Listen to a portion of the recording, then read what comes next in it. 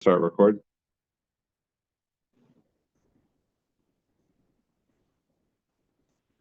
Okay, we are in Sif Tazayin. Mutter Litan and Panda Keneged Rosh Haish V'Makom Shiyad Soletis. This in Panda is a meat knish that has congealed fat in it. So it's a fatty thing. It has and inside, and you put it even in Keneged Aish. You can't put it on the Aish we're talking over here because of Hilchos Shia Chazorah. That's a different problem. Or you can put it on top of on the Aish on a upside down plate or on top of a pot like we learned previously. Even in Makom Yatz Lettuce, Api Shumin Shabo and Nikras Choser v'Nimuach. Even though it's going to be Nimuach on, you're going to have liquid fat that's going to turn into, it's going to liquefy once it heats up. Still, it's mutter. And the Beis Yosef brought a big arichos, a tremendous machlos Rishonim. Really, there's two separate shalas going on over here. One shala going on over here is the shala d'Rabbanan of Nolad. If you have something which is it's really a two-sided shalad or one. Shalad nolad. If you melt this fat and now this fat was liquid, was solid, and Shabbos coming in, and now you've liquefied it by putting it on the heat. So does that then turn it into nolad? It's considered like a new thing that wasn't there before, which was a big shalad Rishonim in the Beis Yosef, the Bnei Baruch, the Sefer Trumas was machmir, and many Rishonim he brought were mekel, and the Beis Yosef was machriya lahalacha. It's a shalad rabbanan. Shalad nolad as a shalad rabbanan, and therefore he's machriya lakula that there is no problem of nolad. And you have to add to that there's two separate by the question of nolad. There's a separate question called moilid. Are you considered a moilid? Someone who's moilid, which is a different shalad than nolad. Nolad is a shalad of muktzah. Moilid is a shalad of it's dumya de malacha. You're creating something new. For example, the sugya beitza that creating sparks, the shalan, if you do something that creates sparks on Yom Tov, that's an issue of moilid. You're creating sparks. You're creating something, even though it's going to be there just l'shah for a short time, it still can be a problem of moilid. So just to illustrate how the two separate shilas, many years ago, I was asked in Lakewood to ask Rav Shlomo Zalman, what's the din of using like what's it called like Rich's whip on Shabbos? You push the button on the can on the top and it comes out like a whipped cream, like a frosting, whatever. You put it on a cake. Is that okay to do on Shabbos? They were asking, is it nolad? If that cream will be a problem with nolad. So Shlomo Zalman answered that he said nolad it's not, because it's nolad has to be something which is a real thing, which is that when you wasn't there before, it is or now, and it's the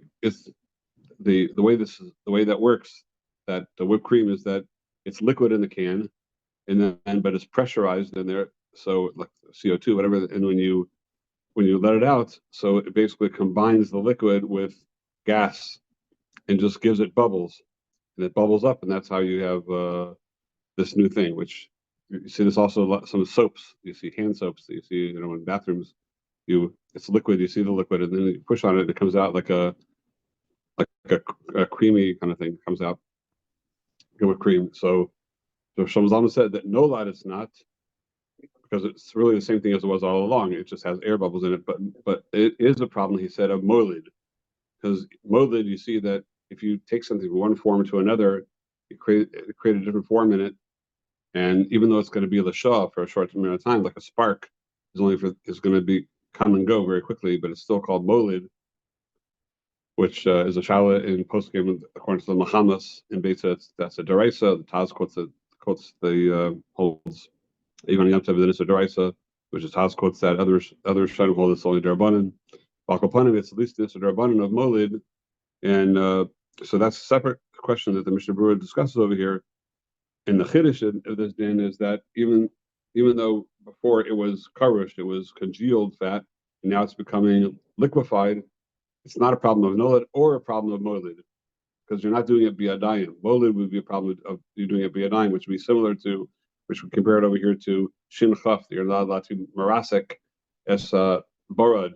or as a kerach, like the shinchaf, there's a halacha that you can't take ice or take snow and with your hands squish it and squeeze out water, or break it like you squeeze the ice and it's like the thin ice or that type of thing, and squeeze it till water comes out of it, because that's a problem of molid, and it's a question of a molid, or you might come to also you might, if you can do that, you might come to think that it's okay to do schitas peiros also on Shabbos, which is a separate problem. So it might be a separate gzeira d'rabbanan. All these things we're saying don't apply, since this congealed fat is really the one and the same with the oil. That's because either it's not considered really a new thing, partially because it's going to soak into the in panda, it's going to really soak in, and partially because you're not doing a ma'aseh b'yadayim.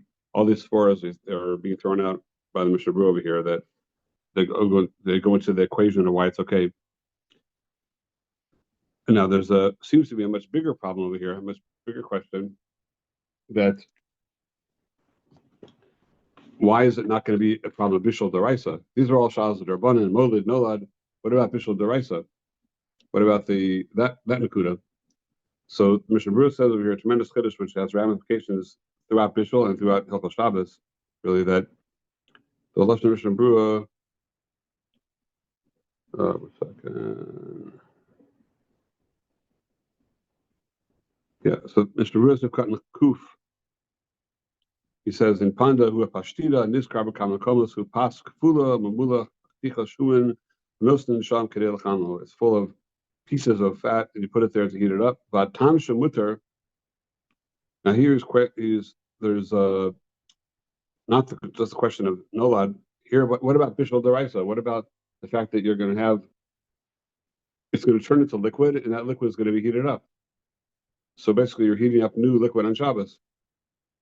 But tam shemuter the kemen shu yavesh afshid nistanen lo shayach bishul od which is subsif tezvav bava pisha shum and chozer v'nimuach. Even though it's going to be melted after you heat it up, kamakam mikra yavesh, it's called yavesh. Kemen shebishah shanosna lachamamo lanimcha adayin. When you put it there to heat up, hasn't yet been melted. It's going to melt afterwards. When you put it down, it's a davar yavesh. So since it was cooked before, and we paskin that anything that was cooked, a davar yavesh that was cooked, there's no longer isser bishul in it, because the bishul is nicker in the fact that it's a davar mushal, it stays nicker. And then there was the machlokes showing what the halacha is by lach shenistanen, if there's an isser bishul or not, but we're machmer that it is. So, and that really comes to basically the Mishnah Berurah's question, that since we're machmer to not heat up lach shenistanen, and over here when it melts, it's going to become lach that was nistanen, and you're heating it up now. That's not a problem, because the klal gadol is b'shasha noisnoi l'chamavo lo nimcha adayin. It wasn't yet melted, and therefore it's klapay. The ma'isa you're doing is considered a ma'isa of heating up a yavesh, not a davar lach. So it's a tremendous chiddush, even though for sure it's psikration. It's going to become lach, more than psikration. You want it to melt and go into the thing, the food. Even so, that's not a problem, because by Hilchos Shabbos we go after the what it is b'shas ma'isa, not what it's going to be. So that's a klal gadol, a very important yesod, and perhaps it has to do with the soda davar is that it's a din of melech machshavas, that the melech machshavas is asatara. The melech machshavas that you did, the ma'isa melacha, the gavra, was with a davar yavesh, even though it's going to bring it about to becoming something else. That still doesn't bother us. So Rosh Zalman builds from here, and the tshuva builds from here a yesod that it would be a nafkamina in other areas as well. Legabi this same shaila. Let's say, for example, in Sif Hey, we paskin the chumrah that yesh bishul achar tzli, yesh tzli achar bishul, yesh bishul achar afiyah, because when you do a different ma'isa, tzli and bishul and afiyah, they all have a different pula on the food, and it changes it to a new thing. So if I have a davar b'bishul, if I let's say if I have cooked chicken, I cooked it in water, and chicken soup, and now I take that chicken and I put it dry next to a fire and I roast it. So then that's the wheat paskin, like the bala iter, that's also that's considered a new ma'aseh bishul because you're changing it from cooked chicken to roasted chicken. It's two different tastes, different metzias of chicken. So I can't make roasted chicken out of cooked chicken. So here, Rishon Zalman raises the shaila that generally we see over here in these halachos. We're going to see it later on in Sif Yud Zion. Right away, that we're never samach on ourselves. If you put something in a matzah b'bishul, you put something in a place where it could be b'bishul. It could be nispashal. It's not cooked now, but it could become cooked. Or let's say you take a liquid that was cooked or machmer, you can't put it in a place where it's cooled down now, where it could get cooked. If your kavanah is only to leave it there long enough to be heated up and not cook, because you might shema yishkach, you might forget and leave it there and it'll get cooked and it'll be over an isser of bishul. So we're never samach on ourselves for that. So, effective Shalom Zalman, then how could you ever put, let's say, return to chazara of a davar mevushal on the fire on Shabbos? Because let's say you get busy, and while you're busy, all the water will evaporate from there, and then what'll be left? Let's say you have a soup with chicken, okay, and a little bit of soup there still. It was hot. You served it. You have das to put it back on. You want to serve it the next day. So how can you do that?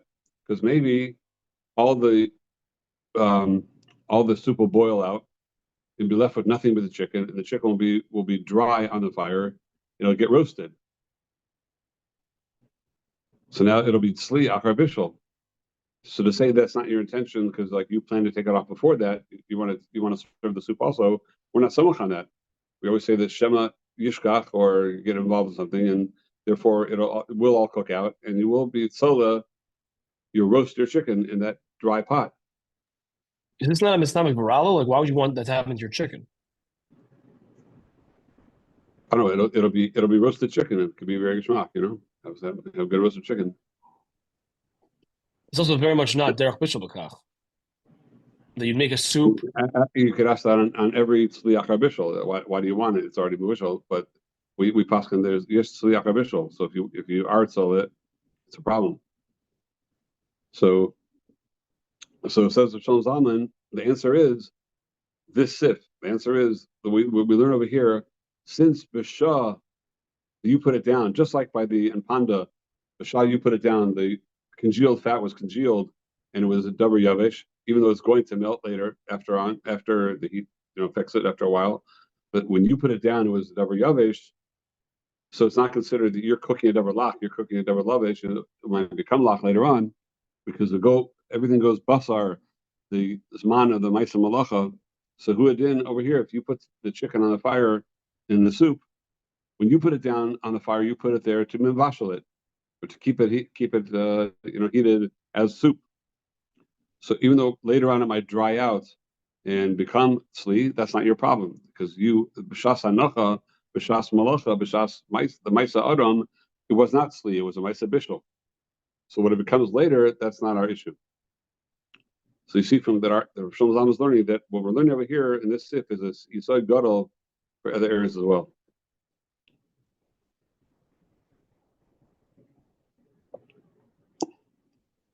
Okay, just want to talk about a side point over here, but it really ties very much into our sugya. There's a very famous machlokas, Rav Moshe and Rosh Zalman. What is the din of butter? Let's say you want to take a hot potato on Shabbos, and it's you take it out, you kept it on the fire, whatever. Now you take it off, and you want to spread it with butter. So is that considered a davar lach or a davar yavesh? So Rav Moshe says what seems to be logical. Rav Moshe says this is exactly our sif. It's sif tazayin. Rav Moshe is in chelik dalid, siman ayin dalid, bishul oisvav. Want to look it up? Just as a historical note that the whole siman ayin dalid, which is all these, we keep on quoting again and again, all these short shuvas on bishul and all different areas of Shabbos. In my day, there was no chelik dalid of Iras Moshe in my early days. So these tshuvas were all found in the end of Rav Shimon Eider's Svarim. It was all shilos of Rav Shimon Eider's. That's all asked for Moshe, and so they're all printed just then. And they took all his tshuvas and put them into one siman in Chelek Dalet, the later halakim. So we used to learn it there in Rav Shimon Eider. Al Kopanim. So Rav Shimon Eider asked them, "What's the din of butter? Putting it on a potato?" That the Horah Mitzad Echad is a davar gush. The potato is a davar gush. I mean, even though it's in a cliche, but it's a davar gush. We're machmer that davar gush mavashal. Mishnah Berurah said we're machmer for that. So the potato is for sure a davar gush. It's a question of how big does it need to be davar gush. But there's no question that a baked potato for sure is a davar gush, or a cooked potato or a baked potato is definitely a davar gush. So if when the butter is going to melt, it's going to be a liquid, then we have to look at it as a liquid. Then it's a problem putting that liquid on davar gush. But if we look at it as a solid, then you're allowed to be vashal a solid that was already cooked once. So Moshe, yes. Butter is considered cooked. Can I put this volume up? Can I say again? Butter is considered pre-cooked. Oh, so okay, we'll get to that. So we'll be mocked in when you're asking. Moshe writes that the whole shiloh only begins if it was pasteurized, and also depends on the degree of pasteurization, how hot it gets when it's pasteurized. Because Moshe we mentioned last week is machmer that has to be for it to be machmer for cooking. So we're machmer for a much lower temperature, but to consider it already cooked, the gabi other bishul, so Moshe is machmer for 160 degrees, which is quite hot. So it depends on the level of the pasteurization of the milk while it was pasteurized. But that'll bring us into the shiloh. It's once you bring it up. So Moshe, first of all, ties it right into our Sif Zion, says this is exactly the dugma of the Shuman Shenikrash. We see that when you since we put it down, when you take it out, and you put it, the time you put it on the fire, it's still a davar yavesh, even though it's going to melt. It's going to melt. Still, it's called. You go back basar the chila. It's not a problem. It's who it did. Butter is exactly that situation. Right now, it's a davar yavesh, even though it's going to melt. You're allowed to put a davar yavesh on the potato. It's not a problem. Or Shlomo Zalman Ishmir Shabbos. In the old edition, it's Perik Aleph Ois Kuf Ayin Gimel. It's brought down. So Shlomo Zalman tines that it's not doma to Shemin, our case of Shemin Karash, because the Shuman, first of all, the whole thing was cooked to begin with when it was a davar yavesh. Let's say you cook the meat. Where does the shuman come from? You cook meat, and then fat comes out of it, and it congeals. So the whole thing was cooked while it was a davar yavesh, and then it melted, and then afterwards it went back to its teva after the bishul, like at room temperature, the fat congeals, becomes chunks of fat again. So because that's its teva is to stay congealed. Masha'en can by the butter, so it was not cooked when it was davar yavesh. It was cooked when it was lach. It was cooked when it was milk. It's pasteurized when it was first in the milk state, in the lach state. So basically, you have lach, shenis bashal, but it's tanin. And now you take that very same lach shenis tanin, like all our previous cases of tanin, like water that was soup that was heated up and cooled down. We can't heat up soup again. So here he says that even though you churned that milk and turned it into butter, so he says that it was never cooked as a davar yavesh. It was cooked as a davar lach. So it's not in the meat.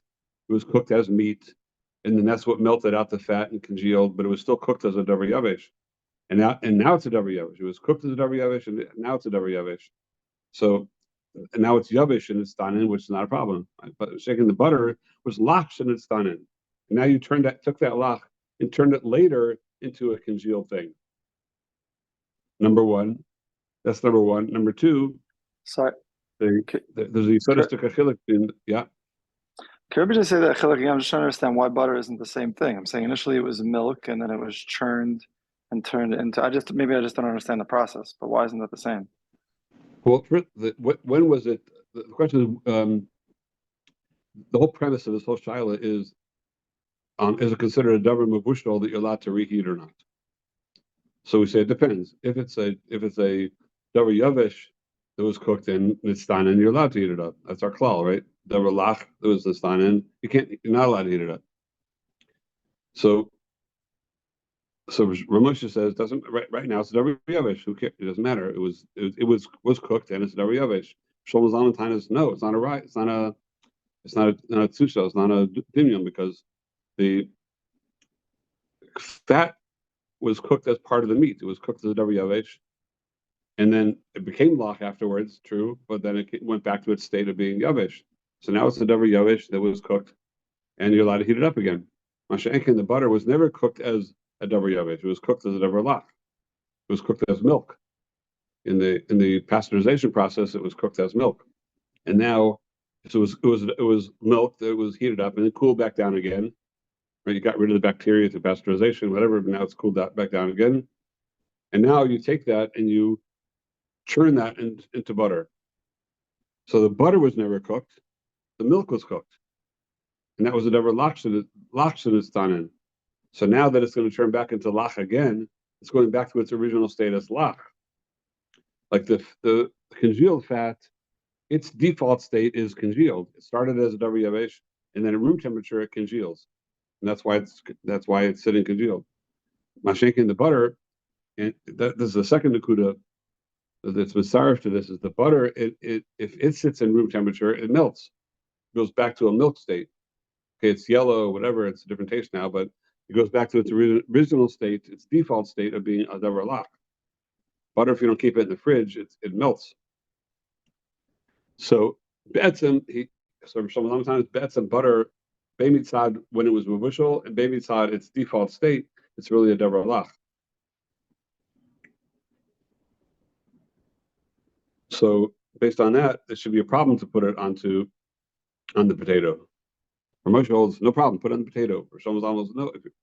So he just then he remains tzarach iyun. Of course, he's called Moshe Gamre, but at the end he says tzarach iyun because since Rabin, many poskim svirlahu that there even by davar gush there's no bishul. There's still the dinim of klisheni apply to davar gush as well.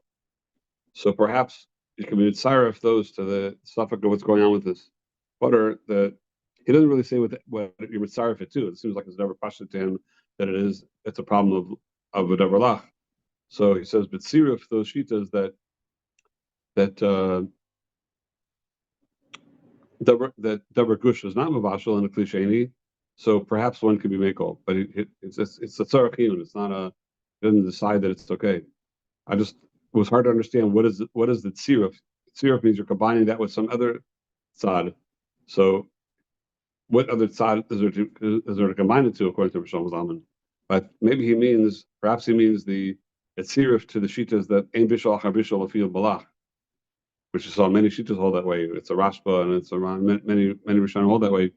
The ein bishul achar bishul afil balach. So maybe that's his tzarach iyun, that maybe you can mitzaref that to the fact that there are many shitas hold there is no bishul by a davar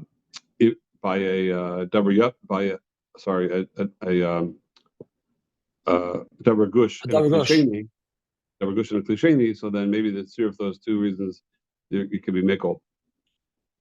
So he's not firmly saying it's asur, but he's nota on the side of the isser and Ramosh against Ramosha that's totally matir.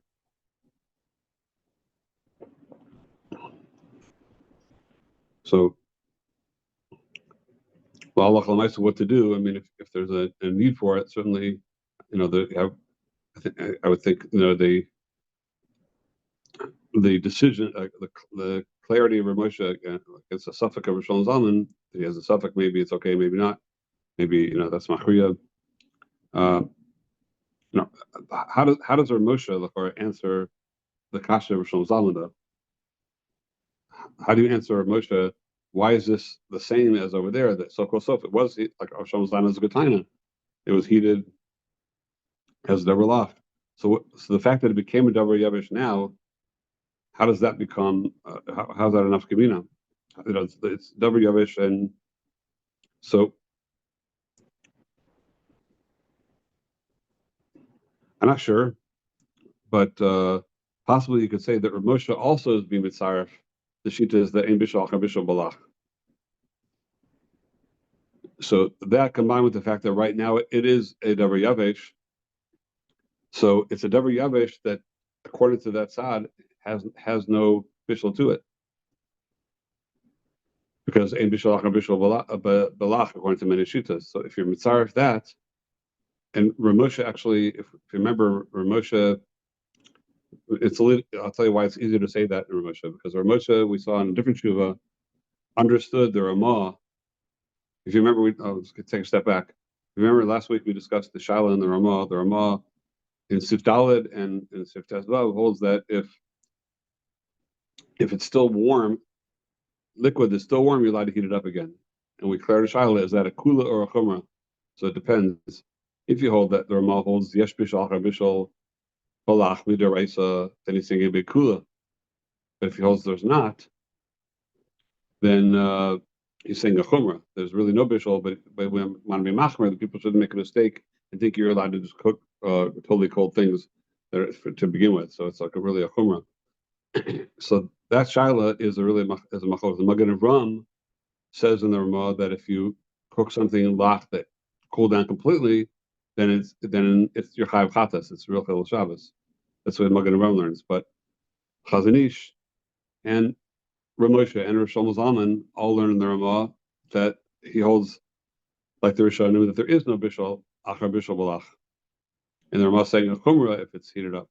But Mikra Din, he holds that there is. They hold like the Rishonim that the ein bishul achar bishul, and only because of that is he makel by just being warm. You can still feel the warmth of the bishul, even though it's not yet a lettuce bowl like the Shulchan Aruch requires.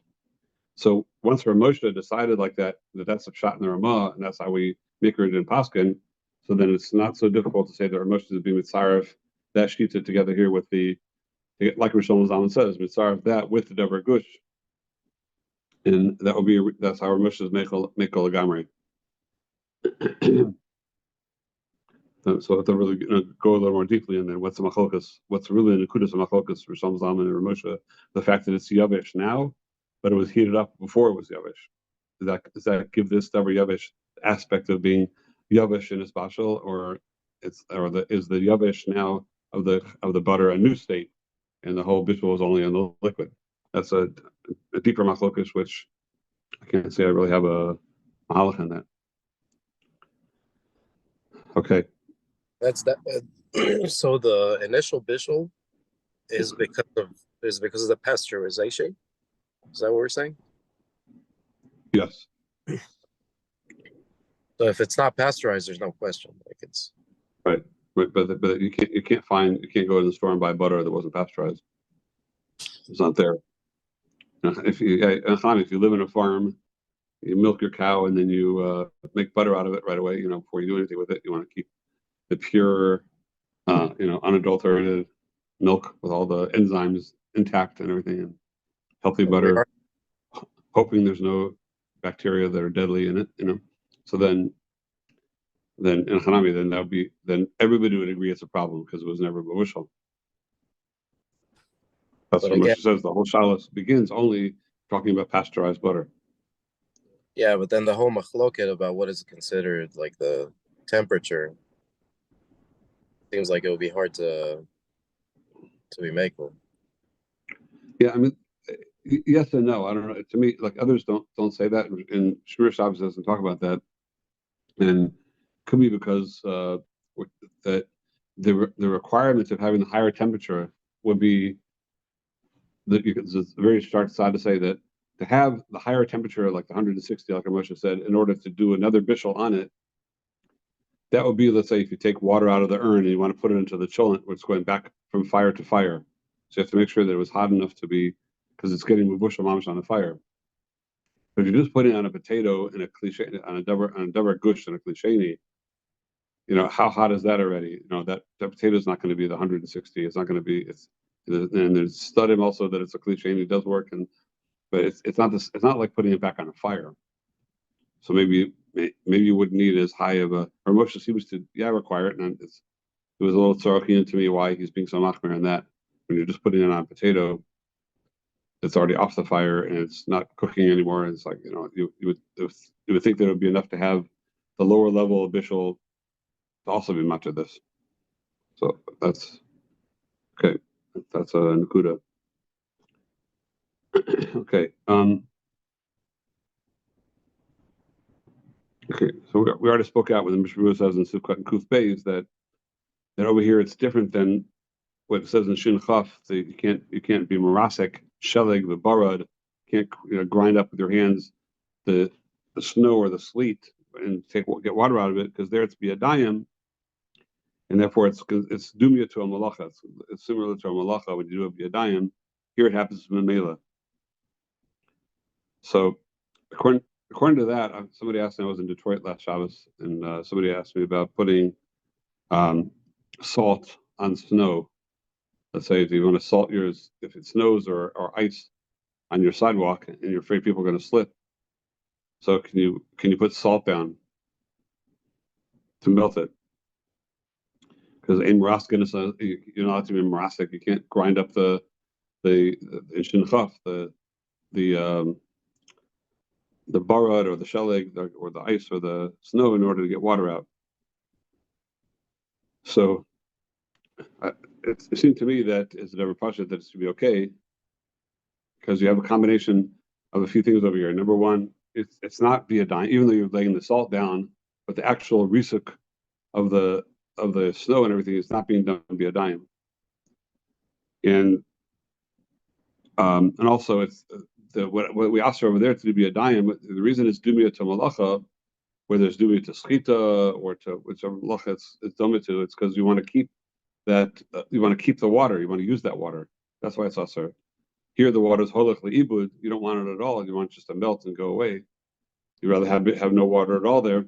So then that's that's very different. And so I didn't want to say myself, but I found afterwards the Shmir Shabbos, it's in Perik Chafhei Sif Mem Tes and the old ones, that he's also matir from a few different reasons. There's he bases it first of all on a taz that you're allowed to. In those days they didn't have bathrooms. The bathrooms are all outside. So the taz says you're allowed to be lahashtin ala shelig. You're allowed to urinate on the snow, even though it's going to melt the snow, because it's called EF because what are you going to do? You can't, not go to the bathroom the whole Shabbos. So, and there's snow everywhere, so you have no choice but to go on the snow. And so here also, it's like, so Betzim is over there because of his Tzorah Gadol. Here it's also a Tzorah Gadol that people shouldn't slip and fall. So it's no worse than the heter over there. And other reasons as well, based on maybe the Swarms that we said, that it's holach ibud, you don't care about it, and it's not being done via dayim. So if there's a need, then you're allowed to salt the snow or salt the ice on Shabbos. Would Rabbi, if it was done on grass, would that be considered doing it via dime, and that would be a problem? Again, assuming that was the only way you could do it. What you mean the to Lahashtin? Yeah. I don't remember. I think that's also says mutter, because I think it doesn't really help. It doesn't help the grass. Also, Rabbi, I just want to add. I know Rabbi first wrote about. Sorry. Rabbi first wrote about this winter, and he said also the same thing. He said it's fine. It's Tzar Gadol, and also he bavarn like it'd be a problem with Bona, but then it came out it's not a problem. What's Bona? What are you Bona? It's based on a Gemara in Eruvin that she would put like salt on a ramp, it would give it more traction or something. Because he said that it came out that's not a problem either. He came out of the mice like Rabbi said, but that was also one of his. He started schita and Bona. Yeah, I don't know about Bona, because you're making. If anything, I would think for Fakir it makes it harder to walk. Like as far as like, if you just add salt on your sidewalk, then it makes it harder to walk on the sidewalk, not better. So I don't know what that means. It's more slippery and more, just you put salt on your sidewalk, it's a lot easier to fall and slip on the salt, and you didn't add anything. So far you took away. So I don't know what that. I'm not sure what that means. it writes here, the Gemara in Eruvin implies that placing salt on a ramp to give it more traction would be usher on Shabbos because of Bona, because you're adding a new layer to the ramp. So maybe you can make the same argument here. But he says maybe, that over there, the kind of ramp they had, maybe it was, it was already not so solid. So you put another non-solid layer, you're adding more. But here, if you have a cement sidewalk,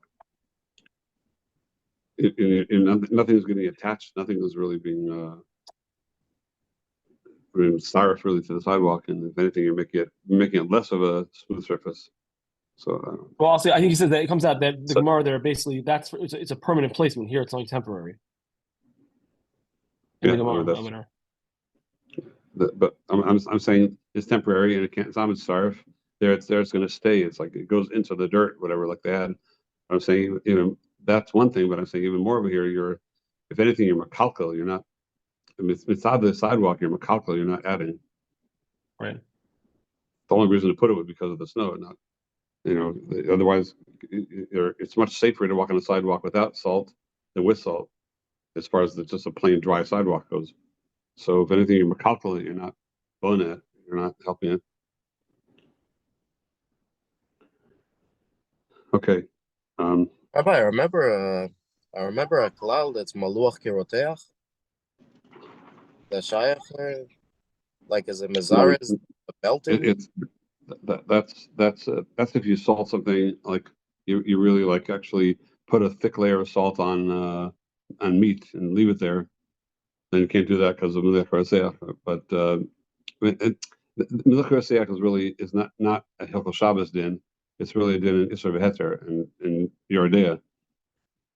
As far as it keeps it'll be ma'ar of the timing. If you have a Jabra Isser and you piece of Isser meat and it's all maluach very well, and you put it on a piece of Heter meat, so then the Isser can pass over one to the other. But it's not karaseach l'gabe Shabbos, and certainly not when you're putting it on ice. There's no karaseach. That's only when it's salted for a long period of time on a piece of meat, then the meat gets karaseach. L'gabe Yisurim. Okay. Sifyat Zion, Asulitin, Sonin, Afil, Hashir, Kolsha, Mecham, Cham, Kolkach, Ilo, Haya, Nikosham, Harbe, Haya, Balide, Bishol. You're not allowed to put something near the fire. If you leave it there long enough, it will be Mavashal. I know she Yatzaletis, but it gets to the point of Yatzaletis, Shadin Meniach, Agabi Mecham, Shadin Meniach, Keneged Medura, Eno, Cham, Kolkach, Mutar. As it gets so hot, you're allowed to, but you're not allowed to rely on yourself and say that I'm going to take it off before it gets Yatzaletis, and it's in a place that it could become Yatzaletis. So this is just another klal gadol. The Shabbos, we find it in other places as well that were kosher for shikha if you're involved in things. But over here, we find it in by Durabanans, by Tfilas Mincha, and you can't get involved in things. You can't go to the lavlar or go to the barber shop or things like that before Mincha. You might forget, and end up not having a Mincha. Over here, it's even worse because over here, if you forget, then it's an issue skila of Chil Shabbos.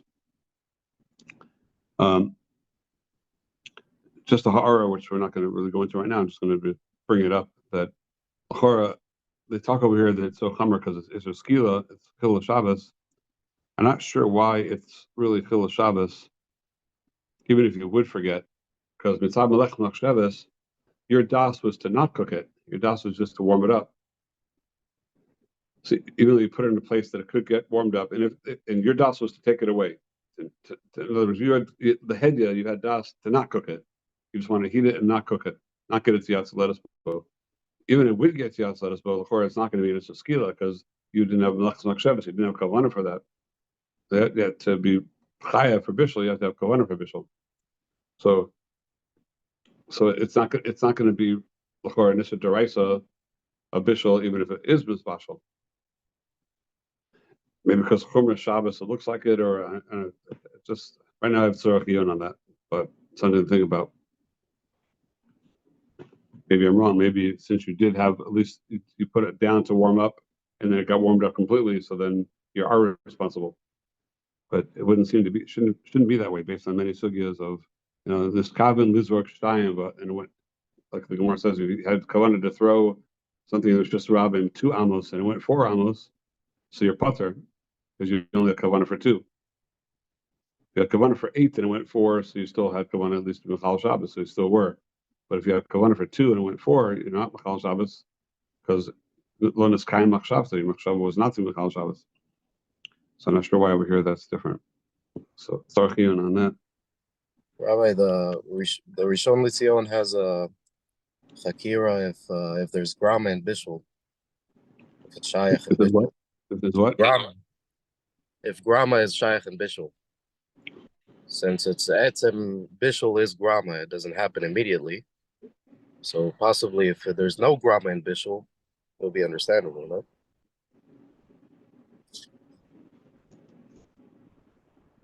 I'm not following. If there's no ground bishul, therefore what? Therefore, that you put it on, and even if you don't have intention, but the fact that it got to Yatzaletable or it got hot, then you'd still be chayav because the reason to say that it's not deraisa is because it's the way I understand it is because it's grama.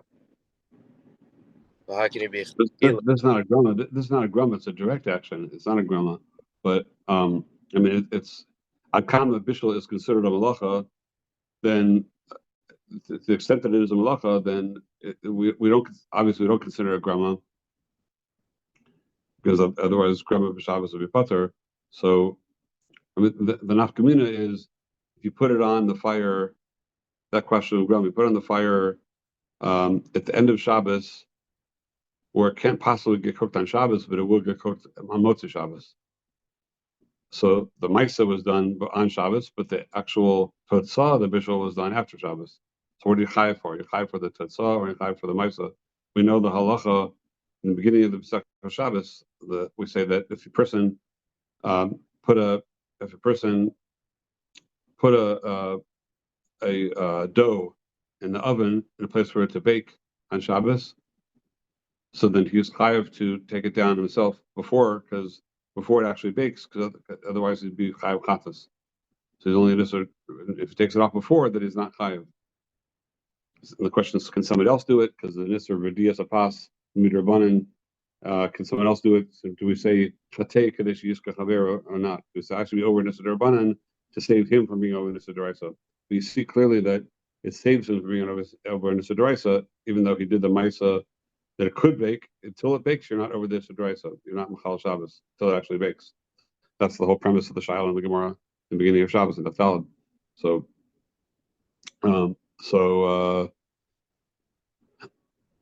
Is it by planting also?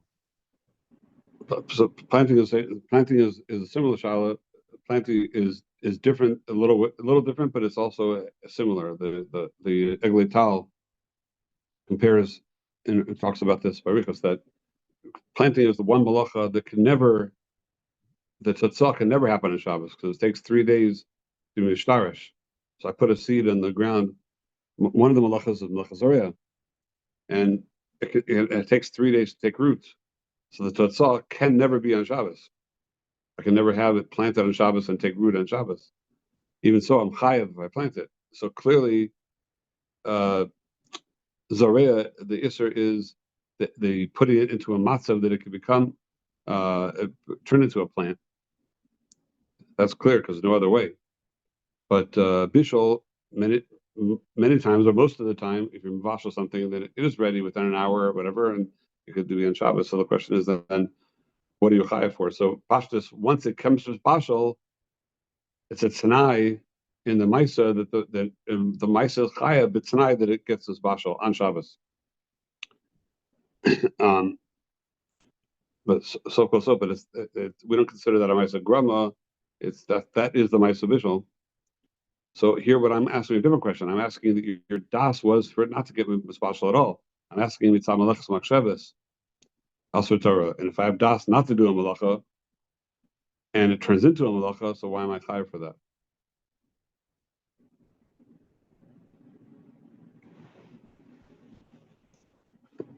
Okay. And let's end off here in Sifil Ches.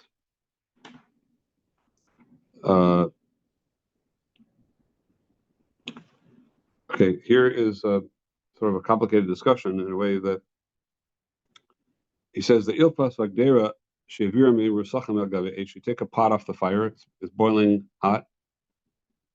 Even though this basha called tzarko, emot siyim bekafmihem. Let's say it's only mevushal machmir ben dersoy.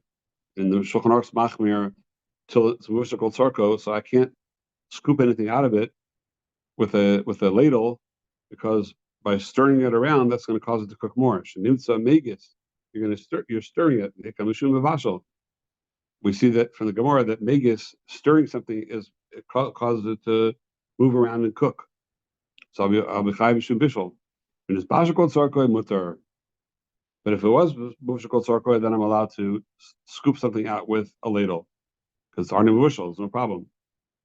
Now a few nakudas over here. First of all,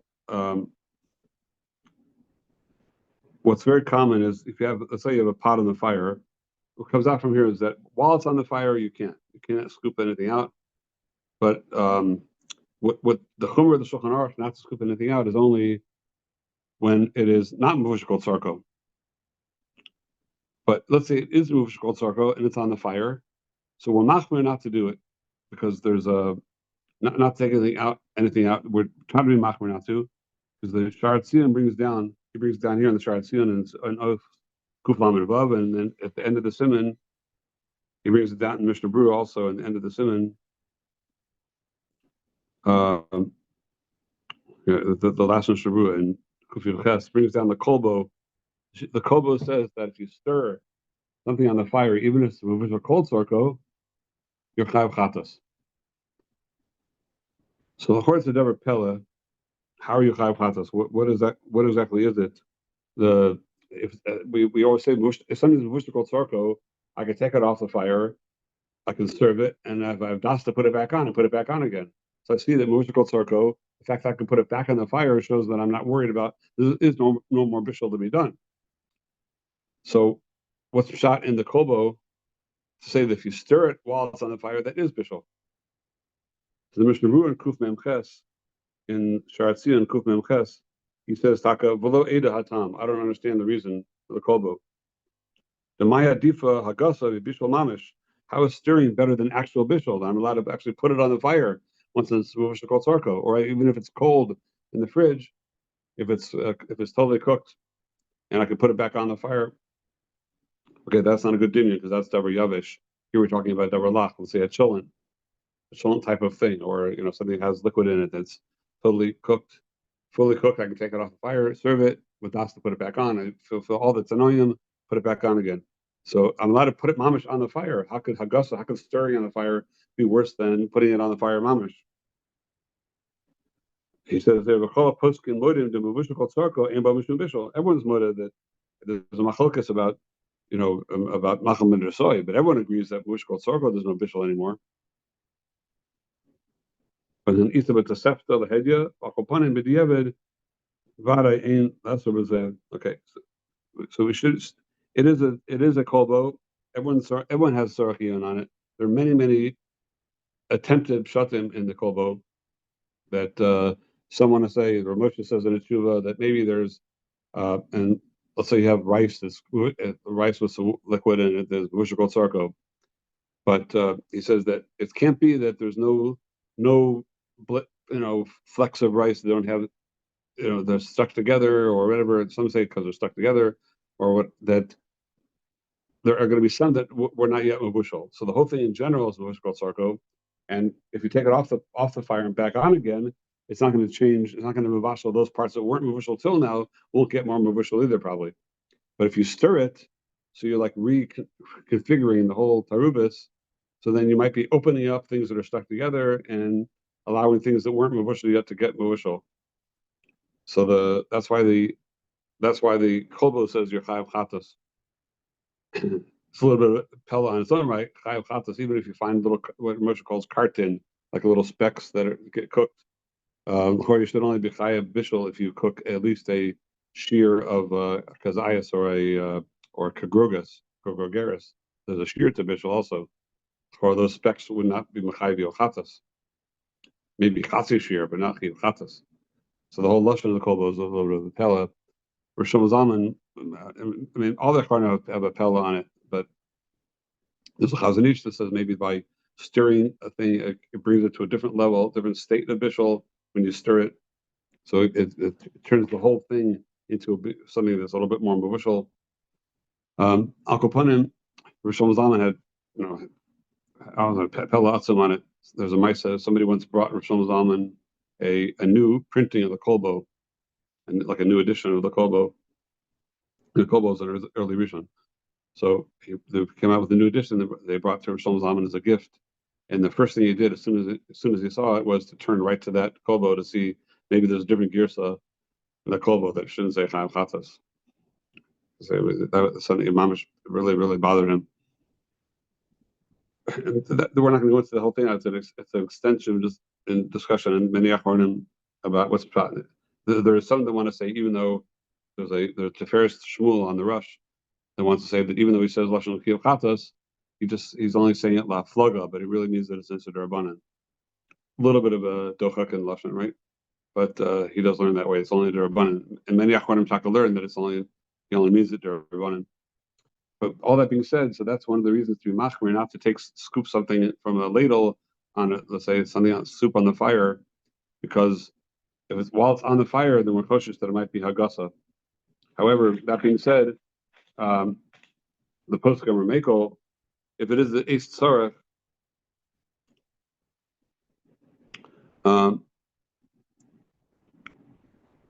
it's a double matzah that sometimes you have like a cholent on the fire, and what you want to serve some cholent to one of the kids right now, and you can't take it off and put it back on again because it's not gar for katzim. You never made a gar for katzim in your cholent pot. You're not able to right now. Whatever the kid's screaming, and you give him some cholent. So, beis tzarech, then one could gently take out. If it's Moshe Kol Tzarko, let's say a cholent on Shabbos day, it's for sure Moshe Kol Tzarko. So even though Lachatchila, we should say if you want to serve it, you should take it off, serve it, and then put it back on again, because the Hagasa Megis, the Kolbo is only a problem while it's on the fire, not when it's off the fire. So you take it off the fire, and then if it's a gar for katzim, you have layers of aluminum foil and everything, so you can put it back into the crock pot, back into the base. But if you don't have that, so then so many Achronim, the Chazon Ish and Rav Dayan Weiss, Minchas Yitzchak, and Rav Abba Shol, even Rav Yoshev are makel to gently take off of the top of the pot what's inside the top, and be careful not to like stir the whole thing around when you do it. Just to take out what you're taking out, and that's it. And then it's set. And then it's a second shaila about covering it again after that.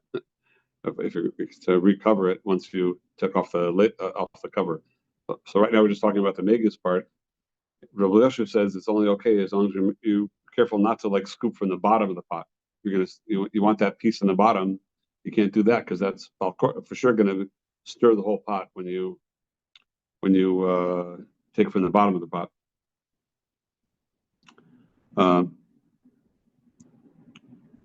But I mean, if that's not the same as only from the top, obviously. I mean, Rabbi Yasha sounds like he's saying that you could dig it a little bit, just as long as you don't go to the bottom and do like a full mixing. Right. Yeah. Yeah. So I guess they're all taking on.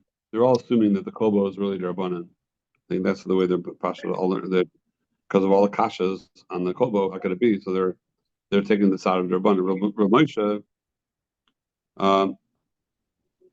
holds that you're chayav chatas.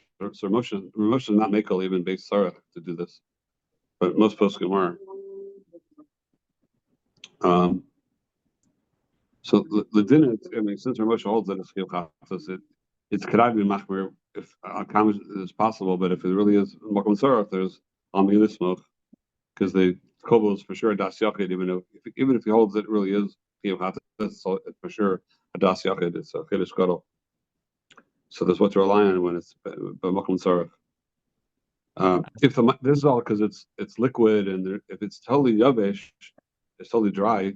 So then everyone agrees that there's no problem with megis. Megis is only if you have like a liquidy cholent type of a matzav that there's what to stir. If it's all dry, you're not, even if you move it around, you're not really stirring it. So That's not a problem. Megis l'kuli alma. That's what Rishon Zalman was matir to, if you have your Yerushalmi kugel, the typical case in Yerushalayim, you have the Yerushalmi big pot of Yerushalmi kugel.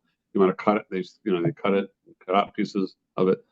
So you can cut off a piece of Yerushalmi kugel even while still on the fire and serve it. Leave it on the fire because that's for sure not megis to cut away a piece of kugel. Now the second shala is the covering the pot. That the Mishnah Berurah's machmer, the covering the pot is considered like hagasha when it's not moshe called sarko. If you have a thing that's moshe or machmer or soy, whatever, you take off the top, you certainly cannot recover the pot on the fire because you're going to attribute to the continuing bishul of that if you leave it off, it's not going to get bishul anymore or less, and by putting it on, you're contributing to the bishul, and it's not moshe called sarko. If it is moshe called sarko, so then the question is that is covering the pot like hagasa? So Ramosha writes that it's not hagasa mamish in the same siman over there in Otsiyot. It's not mamish hagasa. And also what he's machmer for, if you do hagasa, if you really stir it, the carton, the pieces that you're revealing by stirring it, by putting a top back on the pot, you're not going to reveal that. So it's not going to have the chumrah of hagasa, even according to the kobo, to put the top back on the pot if it's a bush or cold sarko. He holds that there's another sword. He wants to say that the kobo has another sword, a drabanan, that you might come. The reason you can't be megas when it's mush or cold sarko, you might come to stir it when it's not mush or cold sarko. That really the yesod drabanan going on over here. But just to cover a pot wouldn't have that because nobody would think that you could. Well, actually, no. That would bring the chumrah back that people might think you can cover a pot that's not mush or cold sarko also. But so Rav Moshe is much more because of that. If you hold that one of the reasons of the kolbo is you might come to stir a pot that is not mush called sarko, then also the same thing would imply by covering a pot, you might come to cover a pot which is not mush called sarko. The same chumrah would apply. But Rishon Zalman, the Ktos Shulchan, and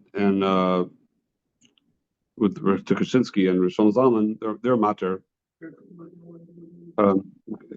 They find it that if there's talking Isser to cover a pot that's Moshe Kol Sarko, how can it be that none of the poskim Rishonim mention such a thing? It's such a davar matzui. There's nothing more matzui than that, than a shalom uncovering a pot and recovering it. So the fact that nobody mentioned it, it must be that it's not really considered like a gasa. And even though the Gemara in Chulin says beferish, there's a Gemara in Chulin that covering a pot boils things up again, and therefore it's a problem of a bishul of basar v'chalav. So they say that you can't be arrived from there because the bishul there we're talking about taruvas ataimim, that by covering it up, and if it boils up, then it causes the taruvas, the different timim, tam isser and tam heter, to be moved together, whether it's basar v'chalav or it's a piece of isser and a piece of heter. By covering the pot, you're going to cause them to get cooked together, and the tam will transfer one to the other. Mashenkin over here is the musha called sarko already, and the shala is, are you cooking it more? So just by putting a pot on it, even though by hagasa, for some reason real hagasa, for some reason might make a different change, but just covering a pot is not going to do that. So they're holding that just if necessary, you could recover the pot. So in our case, you have a chontos, which is called sarko, and you take a little bit of it out, then according to them, you could cover it again. There's a ma'aseh through Yashiv that Yilaman. Sorry, who's that again, Rabbi? Pardon? The Ktos Shulchan and Rishon Zalman. There was a ma'aseh through Rabbi Yashiv that there's a Yilaman that went. Rabbi Yashiv was known to answer exactly what he was asked. He didn't usually add on extra things on his own. Rishon Zalman was very different like that. He would say the whole picture. He would speak out the whole picture if you. But Rabbi Yashiv, you ask him one thing, and answer the other thing. So there's a man that was going around saying that Rabbi Yashiv said that you're allowed to cover a pot on Shabbos if you took it off. And so the people didn't believe they really said that. They went and asked him, and so and Rabbi Yashiv said, I didn't say. He asked me, could he uncover it? Didn't ask me, could he cover it? I said, yeah, you can uncover it. But he assumed that you can uncover it. He meant you can also cover it, but can't make that assumption about the Yashiv. I guess it depends how much you know, whatever. Like once I was discussing Chol Yisrael with him about coming to Dallas, and he said, the Shulchan Aruch says that butter is not a problem. I didn't ask him about butter, but he added in about butter. So like that was like a chiddush of Yashiv. He told me something I didn't ask him. No. Butter's okay. The Shulchan Aruch says. Okay. One last shaila, which let's say if you see the cholent is getting hot, burning, whatever it's going to burn. So again, ideally, you shouldn't do anything if it's gar for katzim, you should take it off the fire, pour the water into it, and then put it back on again. So you shouldn't have the shaila of agasa. But in a case where you can't do that or it's difficult for whatever reason, so Rosh Hashanah and Rabbi Yoshev are both matir to pour the mayim roschim into it gently. You pour it into it gently, pour boiling water into it, and then you don't stir it back. Usually you want to stir the water into it so it'll get, but you can pour it in there and just leave it and let it bubble down itself. That they're matir, they say la'aros benachas, pour it in gently. Okay.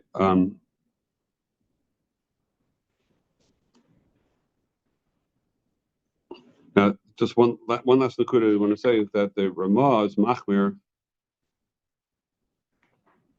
The Ramah says the end of Sifra Ches lahatchila yesh lizoher apik dera b'cholinin. You shouldn't scoop out even a kli rishon that's off the fire, rather than scooping out of it, and you should rather pour it out, because when you scoop it out, then you're going to be megizit and even so it seems to be machmir for agasa even off the fire.